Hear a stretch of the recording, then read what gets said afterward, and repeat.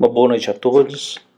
Que Deus, em sua infinita bondade, nos abençoe, nos ampare, nos fortaleça e mais esse encontro. Nós hoje trouxemos do livro Vozes do Grande Além, que é um livro que tem a psicografia do Chico Xavier e são mensagens aí de espíritos diversos. E nós trouxemos um relato de um espírito de uma mulher chamada Hilda, que ela fala sobre suicídio e obsessão. Foi uma mensagem recebida em 15 de março de 1956. Ela nos diz: amigos, há duas palavras com significação muito diferente na Terra e na vida espiritual. Uma delas é consciência, a outra é responsabilidade. No plano físico, aqui na Terra, muitas vezes conseguimos sufocar a primeira, a consciência, e iludir a segunda, a responsabilidade, temporariamente. Mas no campo das verdades eternas, não será possível adormecer ou enganar uma e outra. A consciência revela-nos tais quais somos, seja onde for, e a responsabilidade marca-nos a fronte com os nossos merecimentos, culpas ou compromissos. Enquanto desfrutais o aprendizado na experiência humana, acautelai-vos na conceituação dessas duas forças, porque o pensamento é a energia coagulante de nossas aspirações e desejos. Temos falado bastante sobre isso, sempre sobre o pensamento, que tudo aquilo que nós pensamos com intensidade, com muita frequência, ele tende a se materializar. Aqui ele usa essa expressão que é energia coagulante, no sentido de se concretizar, aquilo que está no nosso pensamento, mais uma vez reforçando, quando ele é alimentado, quando esse pensamento é repetido com frequência, ele tende-se a materializar aquela situação. Há uma probabilidade maior de que de fato ela aconteça na nossa vida. Por isso, não fugiremos aos resultados da própria ação. Fala-vos humilde companheira que ainda sofre depois da aflitiva tragédia do suicídio. Alguém que conhece de perto a responsabilidade na queda a que se arrojou infeliz. O pensamento delituoso é assim como um fruto apodrecido que colocamos na casa da nossa mente. De instante a instante, a corrupção se dilata e atraímos em nosso desfavor todos aqueles elementos que se afinam com a nossa invigilância e que se sentem garantidos por nossa incúria, por nosso descuido, presidindo-nos a perturbação que fatalmente nos arrasta à grande perda. Obsidiada foi, é verdade. Então vejam que ela fala que o pensamento delituoso, difícil, é como um fruto apodrecido que colocamos na casa da nossa mente. E há situações que nos chegam pensamentos difíceis, que nós sabemos que eles não são saudáveis, mas a gente fala, eu só estou pensando, isso não tem maior consequência, eu jamais faria isso que eu estou pensando. Mas nós temos que tomar muito cuidado, sobretudo se esses pensamentos eles se impregnam ali na nossa mente, se eles passam a fazer parte do nosso cotidiano, então nós temos que estar muito atentos, porque se ainda pela nossa condição nós não conseguimos evitar que determinados pensamentos cheguem à nossa mente, nós temos aí o dever, a obrigação, o cuidado para que esses pensamentos eles não sejam alimentados, eles não sejam cultivados por nós. Naturalmente, esses pensamentos podem ser potencializados, podem ser estimulados por espíritos ali obsessores. Daí o cuidado com a nossa vigilância, com a prece, para que nós não evitemos dar guarida, dar abrigo a esses pensamentos que muitas vezes sabemos que eles são difíceis. Ela continua dizendo: obsediada fui eu, é verdade. Jovem caprichosa, contrariada em meus impulsos afetivos, acariciei, acalentei a ideia da fuga, menoscabando, desprezando todos os fatores que a providência divina me concedera na estrada primaveril.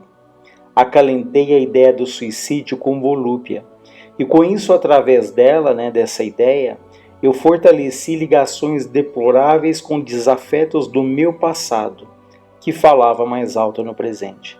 Então, a partir do momento que ela começa ali a acalentar a ideia do suicídio, alimentar essa ideia, ela se liga a espíritos ali, desafetos do passado, que também queriam que ela tomasse essa atitude ali, essa decisão tão difícil, tão infeliz. Ela continua dizendo: esqueci-me dos generosos pais a quem eu devia ternura. Esqueci dos familiares juntos dos quais me empenhara em abençoadas dívidas de serviço. Esqueci meus amigos cuja simpatia poderia tomar por valioso escudo em minha justa defesa. Desviei-me do campo de sagradas obrigações, ignorando deliberadamente que elas representavam os instrumentos de minha restauração espiritual. Então ela tem ali do lado dela a família, os amigos, o trabalho que ela poderia se dedicar. No entanto, ela acaba desprezando ali esse amparo, esse auxílio, essas oportunidades que a vida oferecia a ela. E refletia no suicídio com a expectação de que se encaminhava para uma porta libertadora, tentando inutilmente fugir de mim mesma. Olha que importante quando ela fala que ela tinha ali a ilusão de que ela se encaminhava para uma porta libertadora. E essa é a ilusão que o suicida tem, de que ele vai se libertar, que a partir dali ele vai ter paz, ele vai entrar no vazio. Então ele tem uma dupla decepção. Primeiro, que ele não morre, que ele não acaba com a vida dele, ele permanece vivo. E a segunda grande decepção é que, ao invés dos problemas se resolverem, eles ampliam de uma maneira gigantesca. Cria-se um grande abismo entre ele e a paz que ele supõe adquirir ali praticando o suicídio, abandonando a vida. Ela continua dizendo: nesse passo desacertado, todas as cadeias do meu pretérito, todas as cadeias do passado se reconstituíram, relegando-me às trevas interiores, até que numa noite de supremo infortúnio, empunhei, peguei a taça fatídica que me liquidaria a existência na carne. Refiro-me a essa hora terrível e inovidável, essa hora terrível e inesquecível, para fortalecer em vosso espírito a responsabilidade do pensamento, criado, alimentado e vivido. Vejam que ela relata essa sequência do pensamento, a responsabilidade do pensamento que ele é criado, alimentado e vivido. Então, primeiro nós criamos ali os pensamentos, depois eles são alimentados e em seguida eles são concretizados, eles são vividos. Então vejam o nosso cuidado para que quando um pensamento desse começa a fazer parte da nossa vida, que nós não alimentemos para que eles não sejam posteriormente vividos também. No momento cruel, um raio de luz clareou-me por dentro, ou seja, no momento que ela pega ali a taça para tomar o veneno que a levaria ali à morte, ela fala que um raio de luz clareou-me por dentro. Eu não deveria morrer assim, comecei a pensar. Cabia-me guardar nos ombros, por título de glória, a cruz que o Senhor me confiara. Imensa repugnância pela deserção, pelo abandono de súbito, fulminou minha alma. Então, uma repugnância grande pela morte acabou ali iluminando a alma dela, querendo afastá-la da ideia do suicídio. Entretanto, na penumbra do meu quarto, rostos sinistros se materializaram de leve e braços hirsutos, com pelos, me rodearam. Então ela tem a visão ali de espíritos bastante difíceis que, em contraponto àquela ajuda, queriam que ela cometesse ali o suicídio. Vozes inesquecíveis e cavernosas infundiram-me estranho pavor, exclamando: é preciso beber. Então veja que ela ouvia essas vozes. Então aqueles que são pensamentos ali insistentes que ficam na cabeça, falando: se mata, acaba com a tua vida, você vai ser um alívio para a tua família, né? Você vai ter paz depois que você morrer. Enquanto alguns têm pensamentos, outros chegam de fato a ouvirem vozes ali, como aqui nessa situação em que eles falavam para ela: é preciso beber. A bênção do socorro celeste fora como que abafada por todas as correntes da treva que eu mesmo nutrira. Então lembrem que agora há pouco nós comentamos que ela sentiu ali um alívio, um clarão, né, uma claridade mental para que ela não tomasse aquele líquido, mas em contrapartida houve essa influência ali de espíritos, né, que, como ela fala, correntes da treva que eu mesmo nutrira. Ou seja, pelas atitudes, pelos pensamentos, ela acabou alimentando essa ligação com espíritos difíceis que queriam que ela se suicidasse. Debalde, né, em vão, minha mão trêmula ansiou desfazer-se do líquido fatal, mas esvaíram-se as forças, né? Ela se sentia sem forças. Senti-me desequilibrada, e embora sustentasse a consciência do meu gesto, sorvi, né, tomei, quase sem querer, a poção com que meu corpo se rendeu ao sepulcro. Ela acaba tomando ali, acaba morrendo pelo suicídio. Em verdade, eu era obsidiada. Sofria a perseguição de adversários, residentes na sombra, mas essa era uma perseguição que eu mesma sustentei com a minha desídia, né, com o meu descuido, e minha ociosidade mental, a preguiça mental. Então ela teria ali as forças necessárias para que ela reagisse àquilo tudo, mas aqueles foram pensamentos acalentados durante muito tempo, né? Anterior a esse momento em que ela se suicida, eram pensamentos de desânimo, de abandono da vida, né? Já que ela lembra que ela era uma jovem caprichosa, né, que, contrariada em meus impulsos afetivos, que teve ali uma desilusão amorosa e resolve então abandonar a vida pelo desgosto ali da vida, né? Então ela fala que era obsediada, que eram situações ali que ela mesma havia alimentado, sustentado. Corporificara imprevidente todas as forças que na extrema hora me facilitarão a queda. Conservando a ideia lamentável, acabei lamentando a minha própria ruína. Em razão disso, padeci depois do túmulo todas as humilhações que podem rebaixar a mulher indefesa. Então ela fala, ela não dá detalhes aqui, mas nós deduzimos que ela foi ali altamente obsediada depois ali da morte do corpo físico, né? A gente tem outros relatos que falam até da própria questão do assédio íntimo, né? Em que essas mulheres, na questão do suicídio, elas estão sujeitas a sofrer em função da decisão que elas tomaram. Agora que se me refazem as energias, recebi a graça de acordar nos amigos encarnados a noção de responsabilidade e consequência. Então ela tem a oportunidade, num segundo momento, de se recuperar e vir até a nós nos trazer essas noções de responsabilidade e consciência. No campo das imagens que nós mesmos criamos e alimentamos, serviço esse a que me consagrei, até que novo estágio entre os homens me imponha a recapitulação total da prova em que vinha a desfalecer. Então ela diz que ela retornará aqui à Terra, passará por provas semelhantes, né? A recapitulação, a retomada, a repetição daquela prova, para que agora ela tenha ali o mais cuidado, mais atenção, mais confiança para vencer aquela prova em que ela acabou falhando nessa existência. É por essa razão que terminamos as nossas frases despretensiosas, lembrando a vós outros que o pensamento deplorável na vida íntima é como um detrito que guardamos irrefletidamente em nosso templo doméstico. Se somos atenciosos para com a higiene exterior, usando desinfetantes e instrumentos de limpeza, assegurando a saúde e a tranquilidade, movimentemos também o trabalho, a bondade e o estudo contra a dominação do pensamento infeliz, logo que o pensamento infeliz se esboce levemente na tela de nossos desejos imanifestos.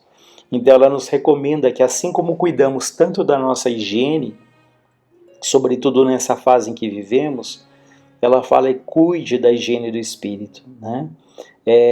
Cultive o trabalho, a bondade, o estudo, porque é o trabalho, é a mudança ali dentro de nós, é o estudo que vai nos fortalecer para que quando chegarem as grandes provas, as dificuldades maiores da vida, nós tenhamos ali o equilíbrio, a serenidade, né?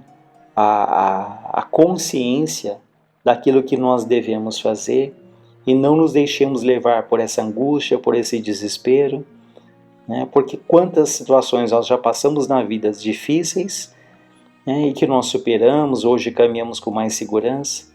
Então tenhamos ali o cuidado para nos fortalecermos. Nos momentos de calmaria, a nossa gratidão a Deus, vivenciarmos esses momentos bons, agradecendo, valorizando, para que quando chegarem as dificuldades, nós lembremos do amor de Deus, do amparo do nosso Espírito Protetor, da família, dos livros, dos amigos, enfim, para que nós tenhamos a consciência de que há muito amparo, que há muito apoio.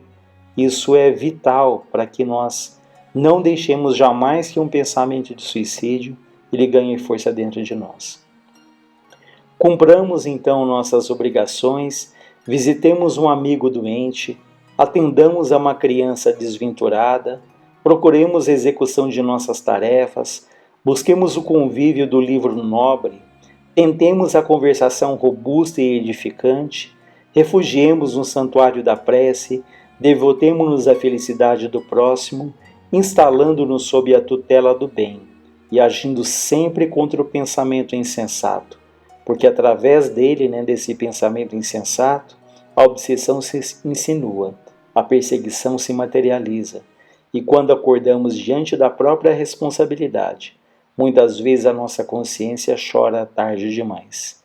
Hilda, que esse espírito que nos trouxe esse relato, esse alerta, para que então mantenhamos ali a nossa mente, as nossas mãos, no trabalho, no estudo, pensando no bem, não deixemos que as mágoas, que as decepções, elas nos derrubem. Há um provérbio japonês em que diz: eu caio 5 vezes, mas eu me levanto 6. Acho bem interessante isso no sentido de que, olha, caia, é natural, faz parte da nossa existência, mas não fiquemos no chão, lamentando, nos sentindo ali vítimas de tudo, mas nos reergamos ali porque são fases que, assim como elas chegam, elas também passam. Então confiemos em Deus, confiemos no nosso Espírito Protetor e confiemos em nós mesmos, na certeza de que tudo passa. Então, uma boa noite a todos. Fiquemos todos com Deus.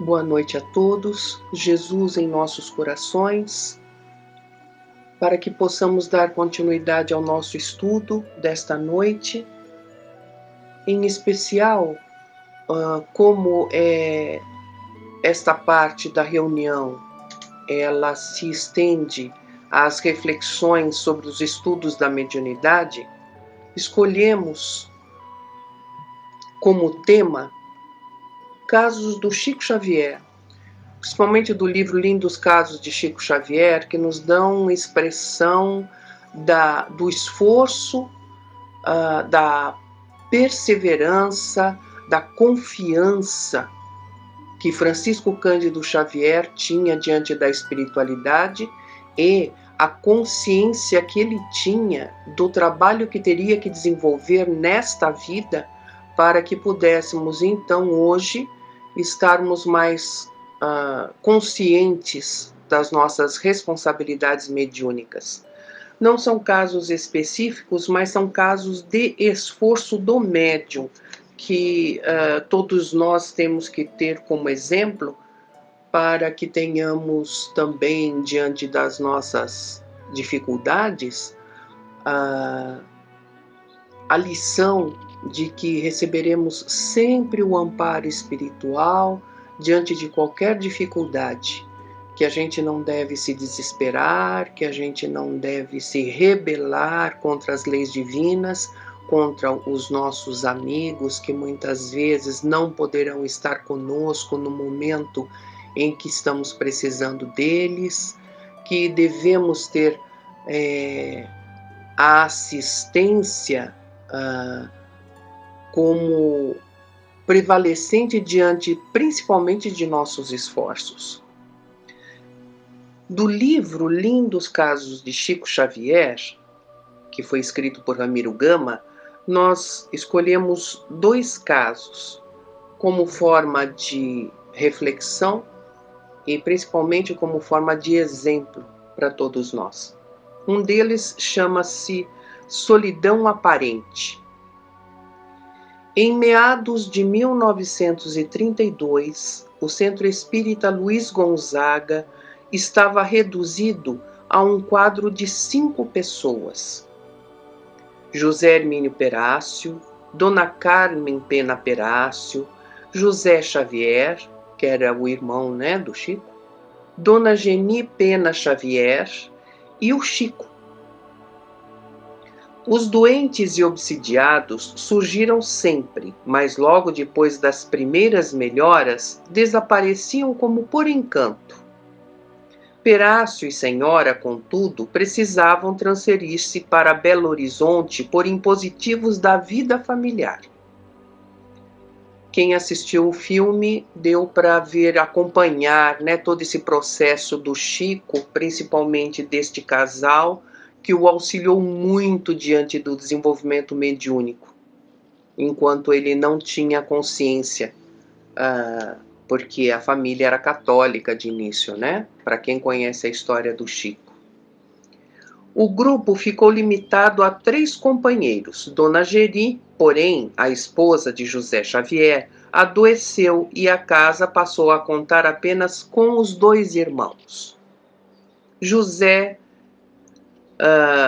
no entanto, era celeiro e naquela ocasião foi procurado por um credor que lhe vendia couros. Credor esse que insistia em receber-lhe os serviços noturnos numa oficina de arreios em forma de pagamento.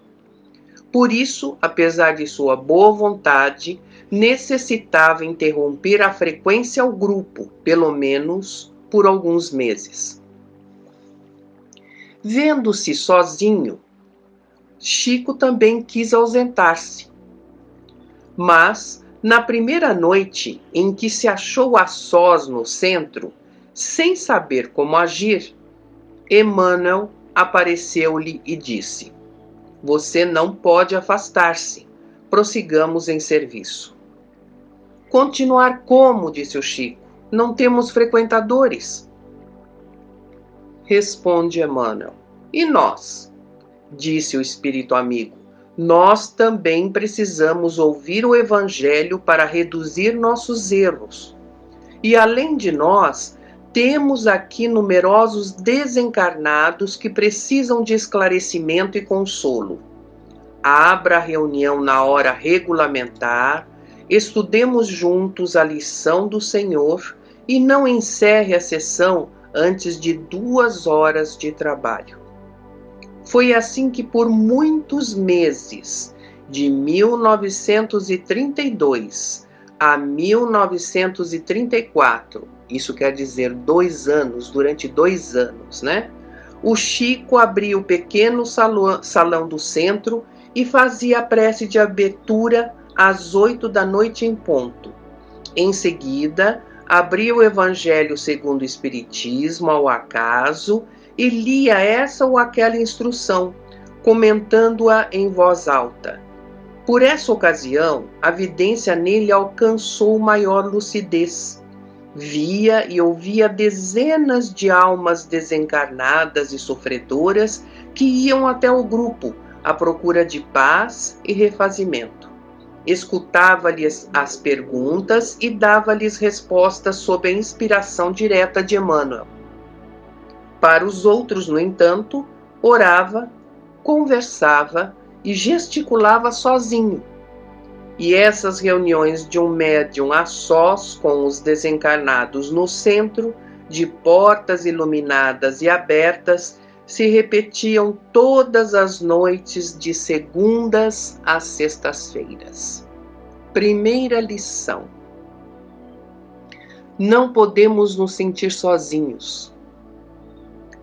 Diante das dificuldades que hoje encontramos com a pandemia, se não podemos frequentar os lugares, as instituições espíritas, onde já fornecem a atenção presencial, porque tem que ser em forma reduzida de pessoas, num tempo mais curto para as preces, para as orações, e que ainda não nos é possível, principalmente em nossa instituição, o passe direto, por questão de responsabilidade e consciência diante do processo que nós estamos passando na pandemia, lembremos-nos de que nunca estamos sozinhos.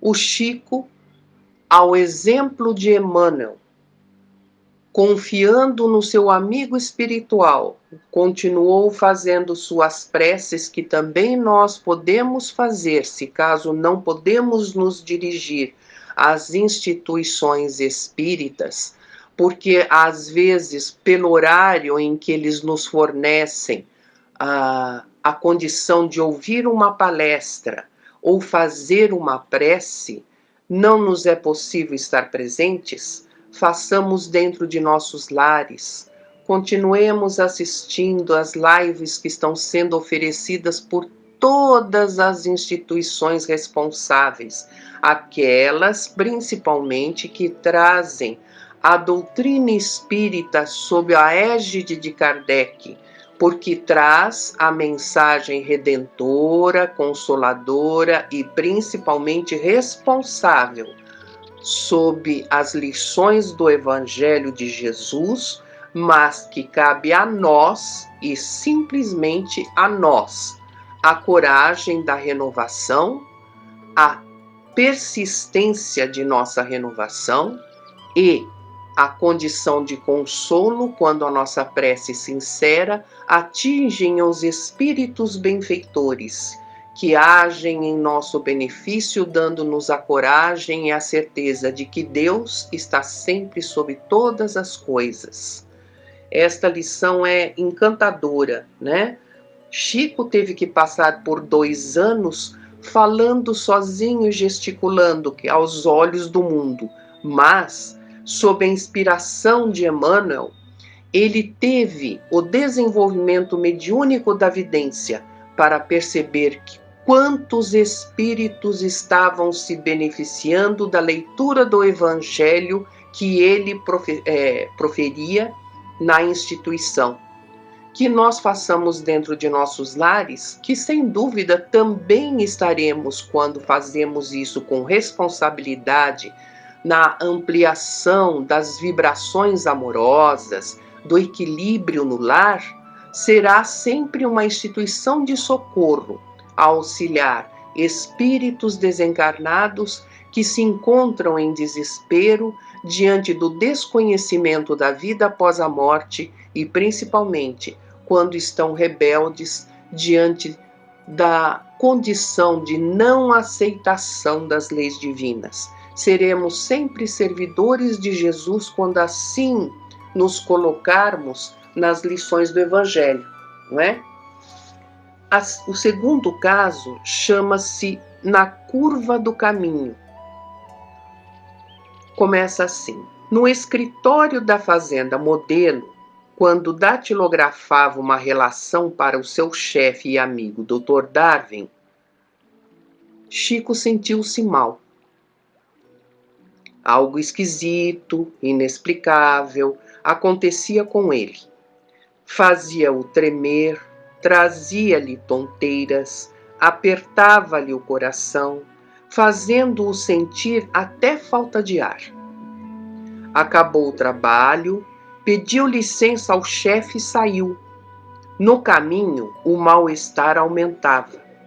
E, na suposição de que ia morrer, implorou o auxílio de Emmanuel, que lhe disse: caminhe, esforce-se um pouco, pois mais adiante, na curva do caminho, receberá o socorro. Mas a aflição perdurava, e o Chico sentia que não chegaria em casa. Tornou a pedir o auxílio do seu bondoso guia, e este tornou a pedir-lhe que tivesse calma, que esperasse, pois alguns metros à frente receberia o remédio de que estava carecendo. E o caro médium, com muito esforço, caindo e levantando, conseguiu enfim chegar à curva do caminho, quase às portas da cidade. Lembrando que a fazenda modelo onde ele trabalhava era longe, né, da cidade onde ele morava, né, na casa onde ele morava, que era na cidade. Então ele tinha que andar sozinho na estrada durante um bom tempo até chegar lá. Foi isso que o Emmanuel pediu para que ele aguardasse, porque sentindo-se mal e acreditando que talvez ele não suportasse a dor, porque ele tinha problemas de coração, né? Ele pediu o auxílio do Emmanuel e o Emmanuel dizia para ele aguardar um pouco mais, que na curva do caminho ele encontraria o auxílio. Sem entender direito, o Chico confiou no amigo espiritual e esforçou-se até chegar lá. Dando continuidade ao texto. Ao seu encontro, vem uma senhora, trazendo à cabeça uma bacia cheia de roupa. Vendo o médium, alegra-se demorada eternamente, dizendo-lhe: "Ô Chico, que bom te ver, Chico. Olha, este abraço é por conta do bem que você me fez ontem. Você me deu remédio para o corpo e para a alma, no passe e nos conselhos." O Chico surpreendeu-se. Era outro. Depois do abraço daquela mulher, seu sofrimento desaparecera. Não sentia mais nada. Estava bom de saúde outra vez.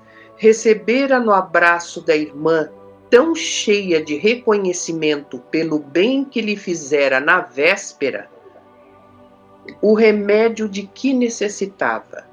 A luz da gratidão afugentara a sombra de uma experimentação.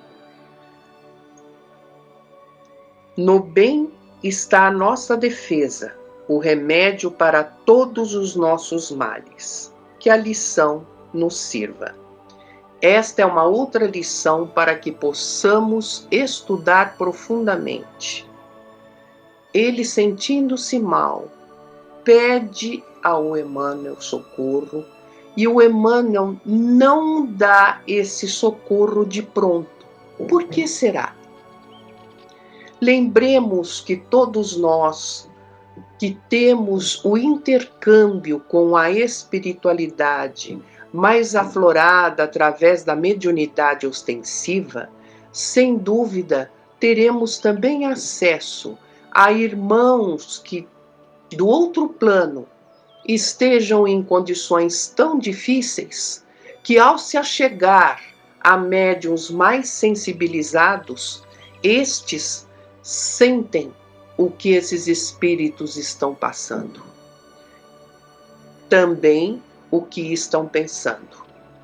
O Chico sentiu-se mal e não teve a vidência pela misericórdia divina, pois que se tivesse a vidência de espíritos sofredores que estivessem influenciando o seu corpo físico nesse processo, sem dúvida nos desequilibraria também. O Chico era uma pessoa comum, extremamente boa e esforçada, confiante nas leis divinas. Veio num trabalho redentor para trazer a nós, principalmente, o fortalecimento da fé. Ele, confiando em Emmanuel, que não poderia estar atuando diretamente sobre esses espíritos, que é o que nos faz entender quando eles utilizam o termo afugentara a sombra de uma experimentação. Isso quer dizer, os espíritos estavam agindo sobre ele de tal maneira que podiam incorporar-se. Então, como não poderia impedir Emmanuel nesta ação que é da natureza mediúnica, ele sentiu-se na intuição de que poderia receber as bênçãos através da gratidão daquela mulher que vinha em direção do Chico, no sentido contrário, que estava voltando, né, com roupas à cabeça numa bacia. Então, Emmanuel encaminha, né, o Chico, dizendo: esforça-se um pouco mais, porque se ele caísse ao chão, ou se ele estivesse sob a influência dos espíritos, aquela mulher talvez assustasse com aquela situação e não chegasse ao atendimento efetivo sobre ele, mesmo que ela estivesse grata pelos benefícios que recebeu do Chico Xavier. Vejam que nem tudo a espiritualidade pode fazer em nosso benefício, a gente rogando, mas nem tudo vai depender dos nossos esforços para que o amparo espiritual, principalmente nos processos mais difíceis e materializados, sejam feitos em concominância, né? Juntamente, em simbiose com os fluidos necessários da natureza e com a ação de alguém que age em nosso benefício, que esteja encarnado. Então, esta mulher, ao abraçar-se ao Chico, agradecendo as bênçãos que recebeu das palavras amigas e dos ensinamentos que ele deu através do Evangelho, ele conseguiu absorver esta ação fluídica que o renovou e afastou os espíritos que estavam perturbando naquele momento. Podemos nos perguntar: mas por que Deus permite, se Chico sempre foi uma criatura boa, foi uma criatura persistente, esforçada, estudiosa, agia sempre em favor do próximo, sempre foi responsável para com a família, sempre foi responsável com os trabalhos mediúnicos? Por quê? Porque estamos aprendendo. Chico não é um espírito puro quanto muitos imaginam. É um espírito em aprendizado, em que devemos também no futuro seguir os passos dele. Ele, sob a condição de testemunho de uma perturbação, teve o acesso beneficiário de Emmanuel, porque Emmanuel poderia agir sobre ele porque ele ouvia, ele estava num estado de sintonia que poderia ouvir as orientações de Emmanuel, e ele foi atendido em sua rogativa. Todos nós podemos ser atendidos em nossas rogativas, a não ser que o processo seja uma lição redentora que deveremos inevitavelmente passar. Isso precisamos também ter consciência. Mas o auxílio espiritual estará sempre conosco. Lições lindas do Chico para que possamos continuar trabalhando em nosso benefício, orando e vigiando nossos pensamentos, para que possamos ter, na misericórdia divina, as bênçãos sempre do amparo de espíritos fraternos e benfeitores de luz que nos auxiliem sempre. Para finalizar, vamos fazer uma prece que foi tirada deste mesmo livro, quando Chico Xavier psicografa a prece do espírito irmão Aniceto, que vai falar sobre a mensagem para todos nós como servidores em Jesus.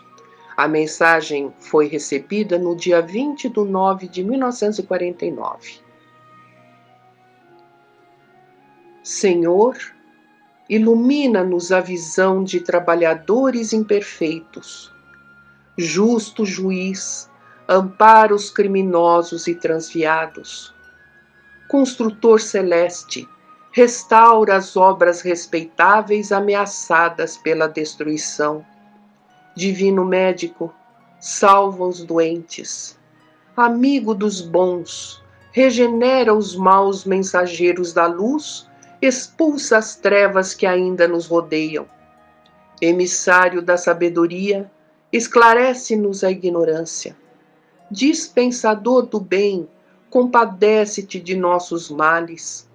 Advogado dos aflitos, reajusta os infelizes que provocam o sofrimento. Sumo libertador, emancipa-nos a mente, encarcerada em nossas próprias criações menos dignas. Benfeitor do alto, estende compassivas mãos a todos aqueles que te desconhecem os princípios de amor e trabalho, humildade e perdão nas zonas inferiores da vida. Senhor, eis aqui os teus servos incapazes. Cumpra-se em nós a tua vontade sábia e justa, porque a nossa pequenez é tudo que possuímos, para que em teu nome possamos operar a nossa própria redenção, hoje, aqui e agora. Que assim seja. Uma boa noite a todos.